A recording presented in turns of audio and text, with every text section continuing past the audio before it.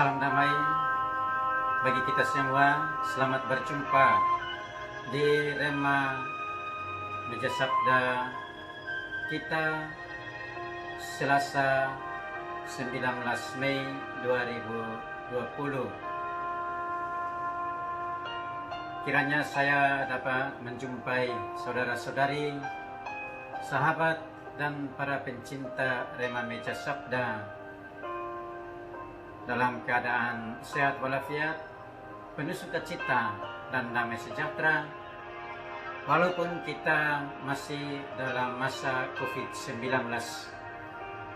Kita berdoa semoga Allah mencurahkan rahmat pembebasan bagi kita semua, agar kita keluar dari masalah ini dan saudara-saudari kita yang terpapar positif sembuh, pulih lagi, sedangkan mereka yang meninggal dunia semoga mereka mengalami kebahagiaan kekal bersama Bapa di surga.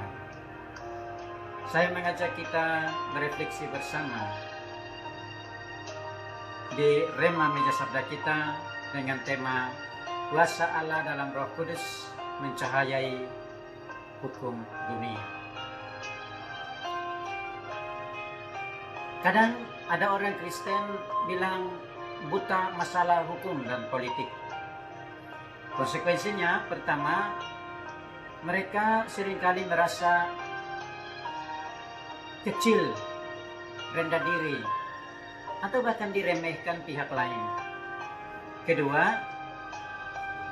gereja tidak memberdayakan mereka untuk berkiprah di bidang ini. Dan gereja malahan mengagungkan kuasa Tuhan secara ekstrim, sehingga mengharamkan segala bentuk pemberdayaan intelektual demi kepentingan gereja dan masyarakat. Dalam rangka menjawab hal semacam ini, Paulus melalui Meja Sabda hari ini memberi teladan bagi gereja bagaimana memposisikan kuasa Allah yang menyertainya dengan hukum dan politik yang ia kuasai, yang mestinya melayani kuasa Allah. Bagaimana itu terjadi? Kita melihat realita pengalaman Paulus dan Silas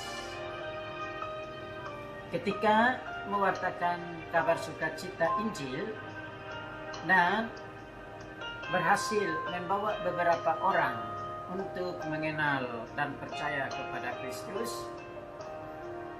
Pada saat yang sama terjadi permainan orang mempolitisasi situasi keberhasilan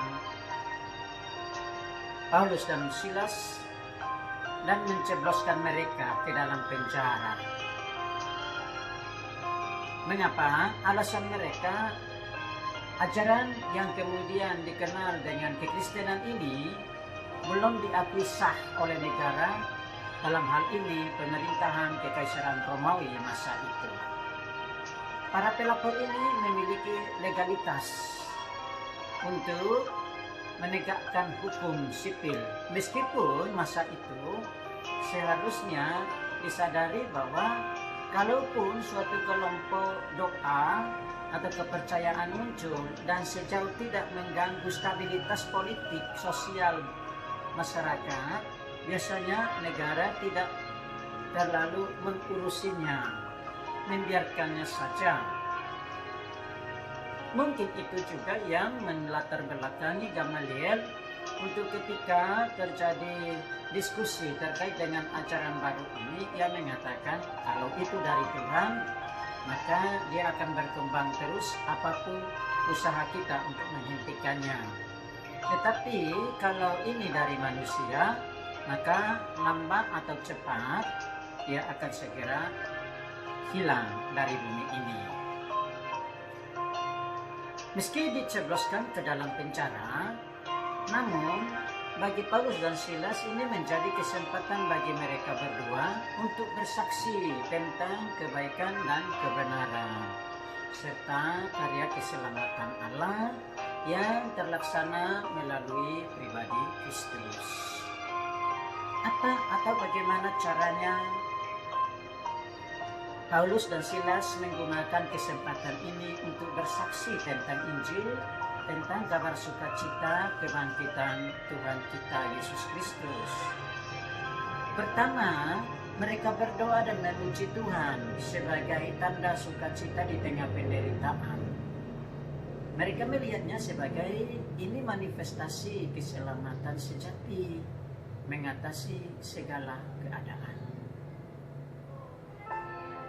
Dan kedua, kuasa doa dan kesaksian mereka ini justru kemudian berakibat atau menimbulkan gempa bumi yang mendobrak pintu-pintu penjara, dan belenggu-belenggu mereka terlepas bahwa kuasa Allah menyertai mereka. Nah, pengalaman ini kemudian membawa kepala penjara bersama seisi rumahnya memperoleh atau masuk dalam kelompok orang yang diselamatkan. Mereka memperoleh karya keselamatan Allah. Lalu Paulus dan Silas, apakah mereka keluar setelah menyadari bahwa belenggu yang ada pada mereka terlepas dan pintu-pintu penjara terbuka? Oh tidak, mereka tidak keluar. Mereka tidak meninggalkan tahanan itu. Mengapa? Pertama, mereka mau menunjukkan sekaligus menegaskan kepada sipil bahwa kuasa Allah melampaui segala sesuatu atau segala kekuatan hukum dunia. Kedua, mereka mau mengajarkan kepada para pejabat pemerintah masa itu bahwa kekristenan tidak bisa diremehkan atau dilecehkan secara hukum dan politik. Lalu yang ketiga, agama Kristen bukan agama murahan atau agama yang kelas kacangan yang pemeluknya mudah direndahkan atau dianggap tidak apa-apa, tidak memiliki apa-apa. Tetapi justru dalam rangka itu, maka agama Kristen mesti diakui sebagai yang berjalan di dalam kuasa dan perlindungan penyertaan Allah. Terlepas dari pengaruh keluar ini, ke dalam sendiri pun orang-orang Kristen, orang-orang yang percaya kepada Kristus, mereka sendiri pun harus memiliki tujuan hidup yang jelas dan mempersembahkan hidup kudus yang berkenan pada Allah, mengusahakan kebajikan-kebajikan Kristiani agar sungguh menjadi nyata dalam hidup mereka bahwa sungguh Allah menyertai mereka melalui Roh Kudus setelah Kristus meninggalkan dunia.